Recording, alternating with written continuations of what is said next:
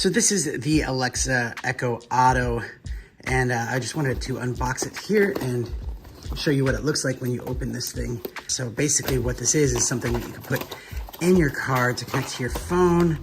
It also connects to all of your Amazon devices, like all of your smart plugs and everything like that. So here we go. It does give you a car charger. It looks nice and sleek. Oh, it's kind of nice because it's got USB-A as well as USB-C.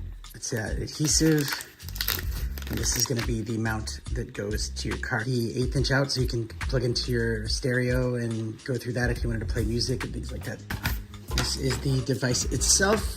All right, so that's the device that you can mute, and you can press to activate it as well.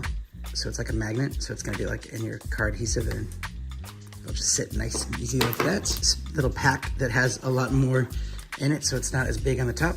So that's gonna go nicely right there. You can plug this in to your car, and then you have another one here to charge your phone if you need to, and that's gonna work great. So I'm excited to plug this in and test this out.